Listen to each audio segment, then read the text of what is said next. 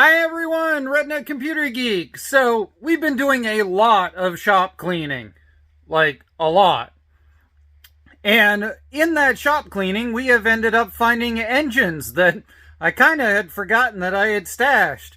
There's a little Predator there. There's a Honda that we'll do in another video at some point because I got no idea what's up with that. It was given to me. Came out of the back of an abandoned box truck in the middle of a field, so we'll see what that does. But that's not what this video is about. This video is about an engine that I forgot that I bought for 40 bucks until somebody saw it and asked me if I would sell it. So, what is it? Oh, I've been working on my solar array for the transmission shop up above the garage, so we're off-gridding that soon, hopefully. I've got batteries and stuff all set up for that. But down here, we've got this that I picked up last summer for $40. So I think we should throw that onto a bench and we should see if it'll actually do anything. I checked the oil and it is massively carboned up in that oil, so I'm going to bet it's got piston ring problems. But what I also noticed was that that looks normal.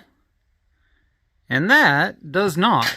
So, let's see if I can do this left-handed.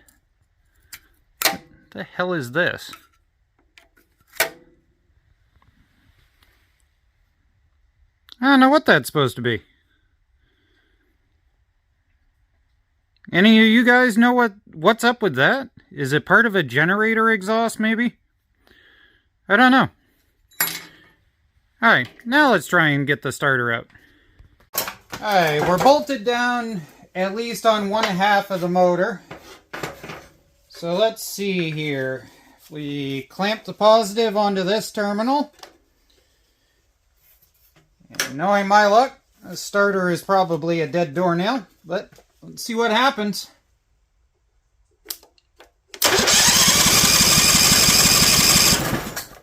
Well, that's got promise. Let's give it a choke and a little bit of go-go juice and see if it'll do something. So we got our syrup bottle with a needle in the top. We're going to put a little bit of go-go juice in. And then we're going to reach in and hit the choke all the way down tight because it seems really loose for some reason. And now, let's see if we can make some noise.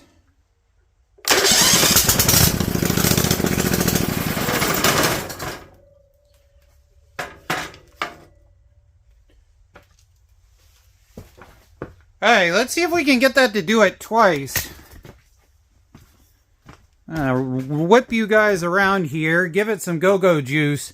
There were sparks coming out of that side of the exhaust.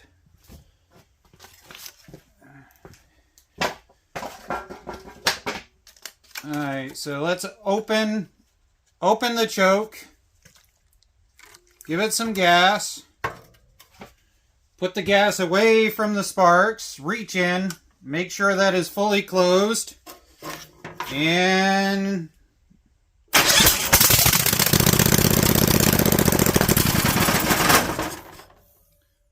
that's got promise. Alright. Right now my go-go juice bottle is leaking. I'm going to fix that, and then we're going to see if we can make this thing continuously run. Check my supplies. I don't have one of these carbs in stock, so we are going to open the choke, pour some in, try and get it fired up, see if we can get it to continuously run, and then we'll try and find out what's up with the carb by giving it some gas directly.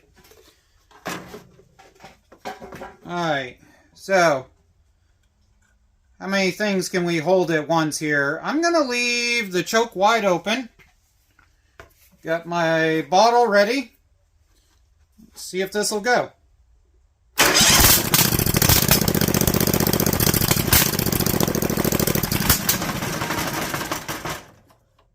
think I might have drowned it. Let's close that choke and see if I just put way too much in. So choke closed.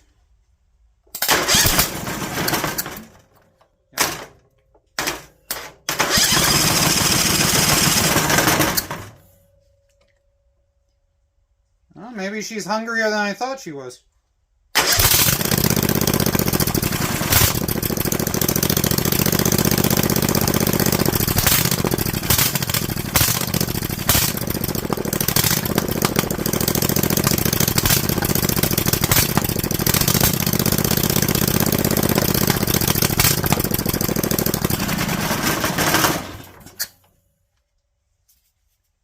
Well, that sounds to me like we should hook up some...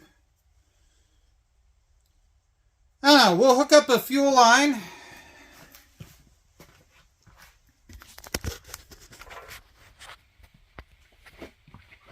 At this point, it has a pump that I don't really hold too much thought about.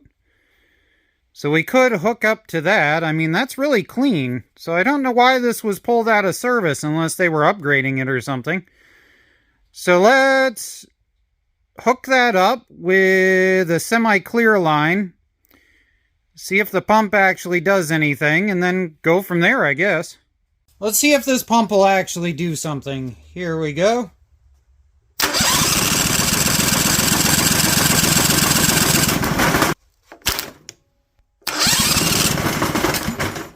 There we go. Alright, I put you guys back a little so that if everything goes haywire, you're where you can see it. So, choke. We know it's going to sputter, and then we're going to hope it actually pulls some gas up out of this thing.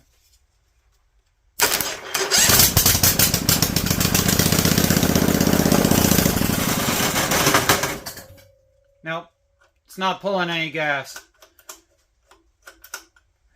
We also have the exhaust shooting right over an open container of gas. That probably wasn't my most brilliant moment. Try one more, just because. That way all of you can complain I use too much starter fluid.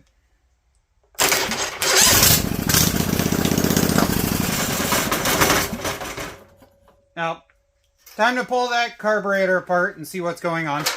What's not a good sign is that I just popped that off of there and not a single drop of gas came out of there. Well, maybe a single drop right there, which is some sort of icky. That means that this inlet here and the float or something or the needle valve is totally stuccoed, meaning that has to come apart.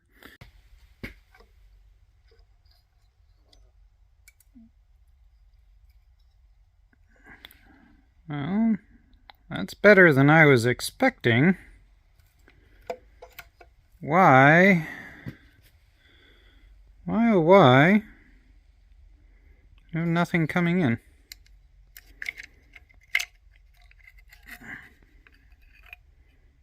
Well, the needle is loose. Why is the needle loose? Well, that's where the needle is supposed to be. I wonder if that was jamming the needle closed. I'm going to put that back together and we're going to see what happens if we crank this over. Here we go. We got the top off. We cut the tip off of the safety plunger here so that the needle should be wide open. So we should have straight flow there. When I kick it over, we should see straight gas come in through there. We should see it squirt up in just a little above. So we're going to throw you guys into here.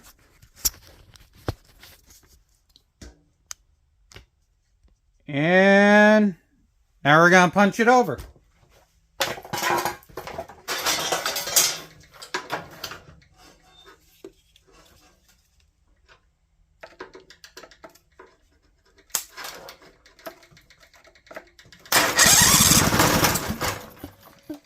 Okay, got a little bit of gas out of it.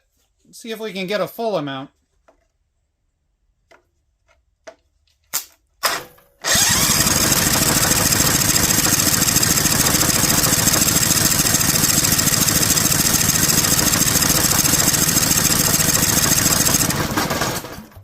There we go. carb top is back on. At this point, I guess we're gonna see if it'll do something. So we got the gas over here, away from the exhaust this time. And full choke. Here we go.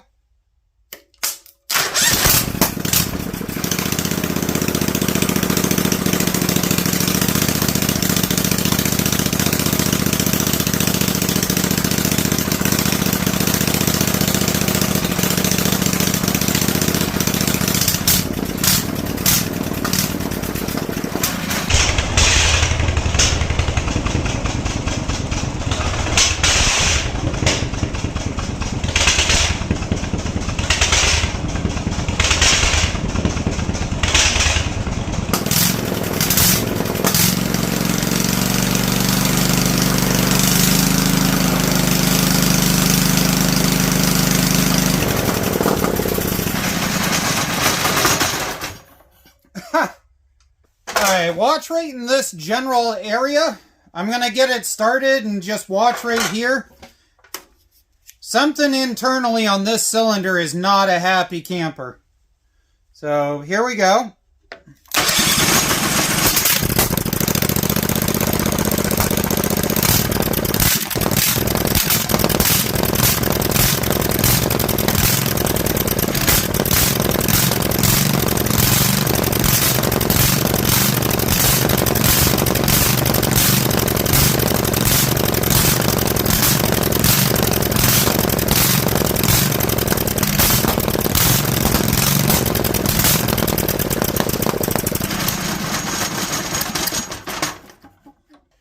Alright, it's extremely rare, but I have actually seen it happen in old flathead Briggs & Strattons, where it would snap off the tab on the end of the spark plug, and the motor would kind of half-whateverly run, and you would see all kinds of stupid stuff coming out where it was smashing up the tip that had fallen off the spark plug.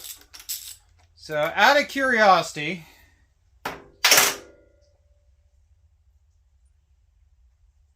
nope, tip is there. So, yeah, that tip is carboned,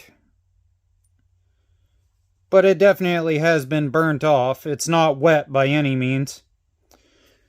Oh well.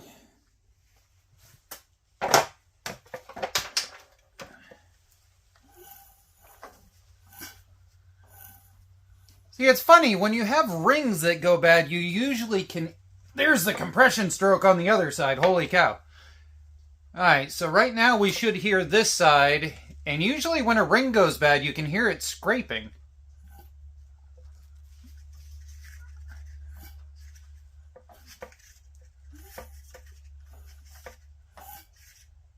That went totally smooth, no scraping. I don't know, guys. What do you think? Hopefully you guys could catch exactly what it is that I was pointing out. Whatever is going on that cylinder is putting sparks out through. And if you don't have the throttle in exactly the right spot, it ends up stalling out. So what I'm going to bet is it's probably got scored cylinder and it's probably got bad rings in it. I'm going to do some research. I'm going to see exactly what parts would cost. And maybe we will revisit this. The problem is you can't just do one side. You're going to have to do both sides at the same time. And then that really gets into whether you should be doing pistons or whether you should be doing cranks and whether you should be doing rods and whether you should be doing all kinds of other stuff. And it gets into a real major rabbit hole of which I'm not sure I care to get into on a $40 motor. Now, we know that we have a good working carb. We know we have a working starter. We know that we have a bunch of coils and all kinds of other stuff that work. Did I get my 40 bucks back out of the gamble? Oh yeah, without question, I got my 40 bucks back. Is the motor worth trying to pursue from here? I don't know. You guys tell me in the comment down below. What do you think is wrong with it? We'll leave it to you guys.